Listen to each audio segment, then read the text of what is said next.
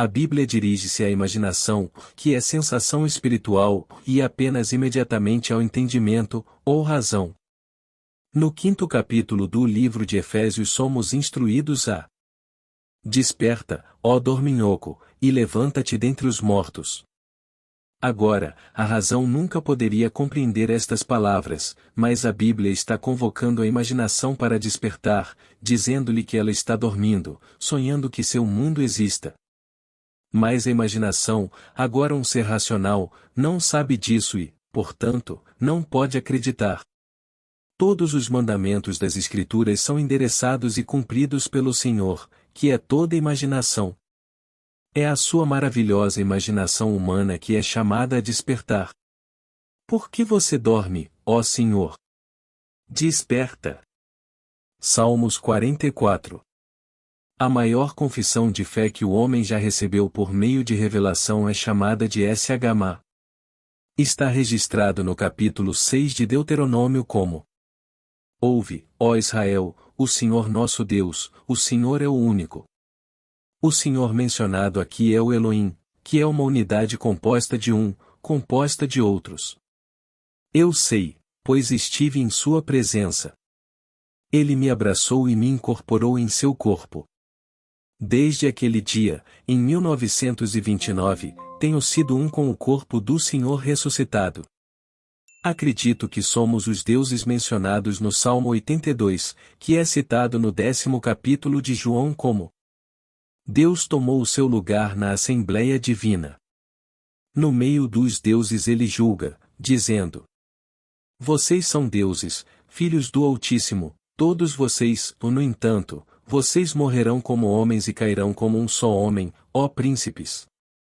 Você notará que esta afirmação começa no passado, afirmando que os homens são deuses, filhos do Altíssimo. Então o futuro é profetizado como: Você cairá como um só homem. Esta queda não foi um castigo, mas um plano, um fingimento através de uma aparência assumida, a fim de esconder a verdadeira intenção, que é uma expansão da existência futura e do nascimento final. Tendo-nos escolhido em si mesmo antes da fundação do mundo, um homem caiu, fragmentando-se nos inúmeros homens que agora aparecem. Somos os deuses disfarçados que não reconhecem nossos irmãos, nem a nós mesmos. No início do Gênesis é dito: O Senhor Deus fez cair um sono profundo sobre o homem e, enquanto ele dormia, arrancou-lhe uma das costelas.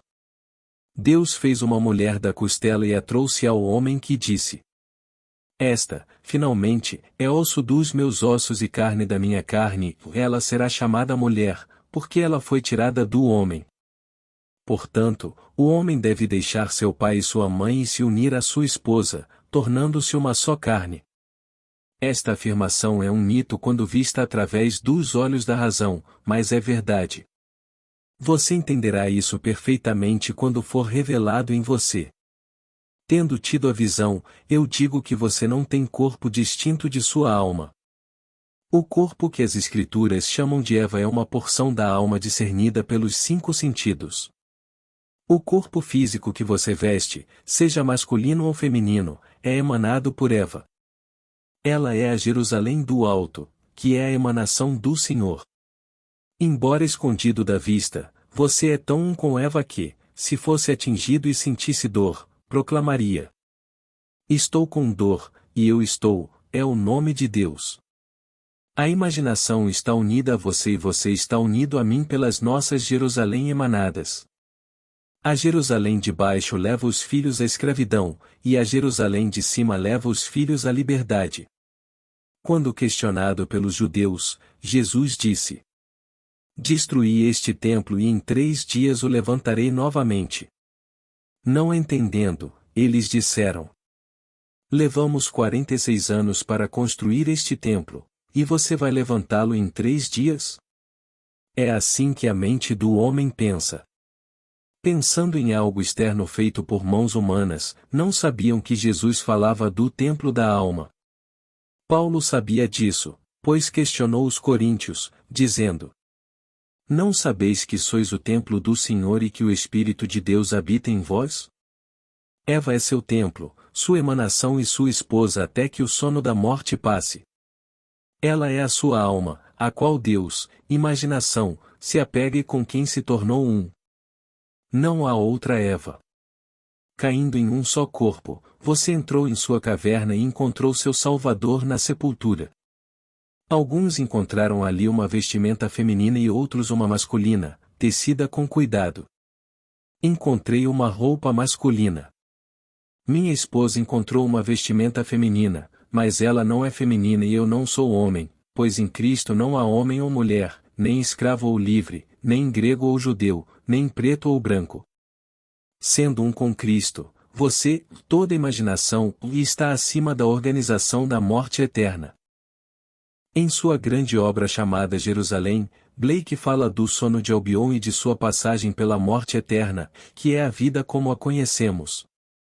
Este mundo parece interminável e sem propósito, pois quando um homem rico morre, ele deixa sua riqueza para trás. E quando um homem pobre morre, ele é colocado na cova de indigente. Mas, no mesmo período de tempo, seus corpos se transformarão em pó e ossos, e ninguém será capaz de distinguir um osso do outro. Independentemente do que o homem pareça alcançar aqui, a sabedoria deste mundo é loucura aos olhos do Senhor. E a força do homem aqui é a fraqueza de Deus. No entanto, este mundo tem um propósito, pois o homem tem que passar por ele para entrar na vida eterna. No poema de Blake, Jerusalém, ele fala do sono do poder enquanto ele passa pela morte eterna e de seu despertar para a vida eterna, dizendo: Este tema me desperta no sono noite após noite e toda manhã me acorda ao nascer do sol. Então vejo o Salvador sobre mim, espalhando seus raios de amor e ditando as palavras desta suave canção.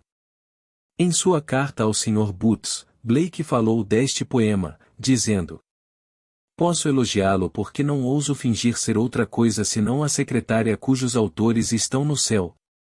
É o poema mais grandioso que este mundo contém, pois o Espírito da Verdade o ditava manhã após manhã, às vezes 12, às vezes 20 ou 50 versos de cada vez. O que agora parece ser o trabalho de uma longa vida foi produzido sem trabalho ou estudo e muitas vezes contra a minha vontade. Assim começa o poema. Despertai. Acorde, ó dorminhoco na terra das sombras, acorde. Expanda. Eu estou em você e você em mim, mútuo no amor divino. O ser no qual estávamos contidos caiu deliberadamente neste estado chamado morte, com o propósito de expansão para uma vida gloriosa. Sua história é contada na parábola do grão de trigo, que, a menos que caia na terra e morra, fica só. Mas se morrer, produz muito. Aqui está a história do mistério da vida através da morte. Sendo todo imaginação, se quiser uma extensão da realidade, devo contrair-me e morrer. Devo esvaziar-me da glória que tive com o Senhor e entrar no único corpo que cai. O mundo nos diz que a queda foi um erro, mas não é assim, pois Deus planejou tudo como aconteceu e como será consumado. Um dia você despertará, sua máscara será retirada e você será aprimorado além de seus sonhos mais loucos ao despertar para a vida eterna. E quando todos despertarmos, nos conheceremos mais intimamente do que é possível nos conhecermos aqui. Minha esposa e eu frequentemente temos os mesmos pensamentos, mas não importa quão íntimos sejamos, não podemos saber a intimidade que teremos quando essas roupas forem tiradas e formos mais uma vez despertados para a vida eterna. Todos acordarão com o tempo, mas não por qualquer esforço de sua parte enquanto estiverem aqui. Seu despertar foi predeterminado e acontecerá na hora certa, independentemente de você estar engraxando sapatos ou empregando 1 milhão de pessoas. Nosso governo tem, sem dúvida, 1 milhão de pessoas em sua folha de pagamento, com o presidente como chefe. Então, num sentido técnico, ele emprega 1 milhão ou mais esta noite quem engraxa os sapatos pode acordar, enquanto o presidente continua a dormir, mas ninguém pode morrer. Essa é a parte gloriosa.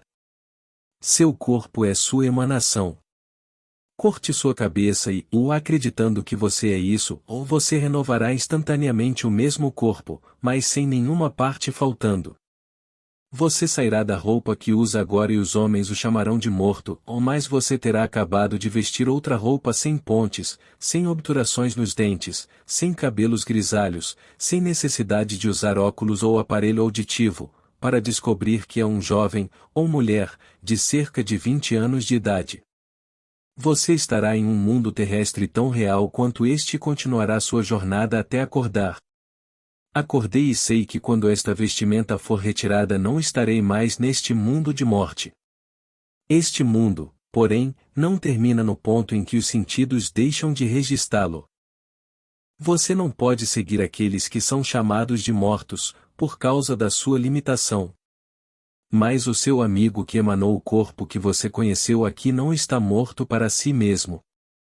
Em vez disso, ele agora emana o mesmo corpo, apenas jovem, onde continua a sonhar com a existência do seu mundo, sem sequer saber que passou pela porta chamada morte. É como sair de um cômodo e entrar em outro. Seu amigo está no mesmo mundo fabuloso e terrestre que os mistérios chamam de morte eterna, e do qual um dia ele despertará para a vida eterna. Tendo descido e entrado no mundo da morte, um dia ele despertará e descobrirá que se expandiu e cumpriu o seu propósito. Deus estabeleceu um limite para a contração e a opacidade, mas não para a translucidez ou a expansão. No capítulo 1 do Gênesis está dito: Deus fez o homem à sua imagem.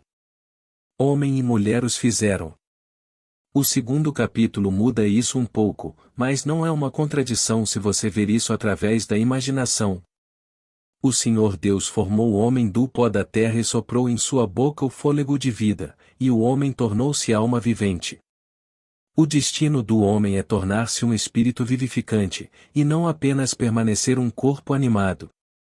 O propósito da sua queda é transformá-lo em um mundo totalmente diferente, onde você é um espírito vivificante, animando tudo ao seu redor. Lá você irá parar o tempo à vontade e reiniciá-lo. Esse é o seu destino. Agora, a razão não consegue entender isso, e você não pode culpar ninguém que não tenha tido a visão. Os estudiosos acreditam que a Bíblia é totalmente mito, e certamente é. Se você desmontar meu corpo, não encontrará nenhuma costela faltando, mas as Escrituras nos dizem que uma foi removida. A palavra costela é a palavra hebraica, tsela, tsaila, que significa literalmente, uma porção da alma que emana, que deixa tudo e se apega à sua emanação até se tornarem uma só carne. Você se apegou e se tornou sua emanação tão completamente que acredita que é isso. Ao se apresentar, você sempre diz eu sou antes de dar seu nome. E se você está ferido, você diz: estou com dor. Sempre invocando o nome de Deus, você não diz: Deus está sofrendo, mas eu estou, e esse é o nome de Deus para sempre, porque os deuses desceram. Agora deixe-me repetir, e não acredito apenas em Deus, acredito que todos os homens são deuses e que o homem coletivo é Deus. Acredito que quando você machuca os homens, você machuca a Deus. E quando você machuca os homens você machuca a si mesmo, porque você é Deus e não há outro. Apesar dos horrores do mundo, Deus é amor. Quando você está na presença dele, você não consegue sentir nada além de amor. E quando o amor o envolver e você se tornar um com Deus, você conhecerá um êxtase que nunca conheceu antes. E com essa união você se incorpora ao seu corpo e se reconhece todo amor. Aquele que está unido ao Senhor torna-se um só espírito com ele. Romanos 6. Quando você é incorporado ao corpo de amor, você está unido ao único corpo, ao único Espírito, ao único Senhor, ao único Deus e Pai de todos, sabendo que você é Ele. Então você despertará como aquele que comandou a queda, pois terá cumprido o seu propósito. Você despertará neste mundo de morte sabendo que você é Deus, o Pai do Filho unigênito de Deus, Davi. Está registrado que no Espírito Davi chamou Jesus de Adonai, que é o nome hebraico para Pai, Senhor. Em hebraico, o nome Yad-Revalre, pronunciamos Yod-Rei, é tão sagrado que a palavra Adonai é substituída.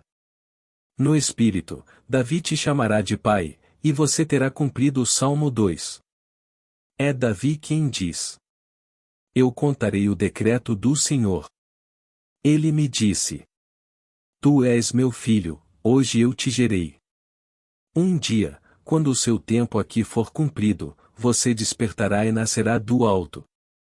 Então Davi aparecerá e todo o drama das Escrituras se desenrolará dentro de você, revelando sua verdadeira identidade. Então você saberá que é um dos deuses que concordou em sonhar em conjunto. Agora, sonhando em conjunto, você e eu vemos um edifício de forma idêntica. Você pode vê-lo através dos olhos de alguém que gostaria de possuí-lo. Posso vê-lo através dos olhos de quem o admira sem desejo de posse, mas vemos o mesmo edifício.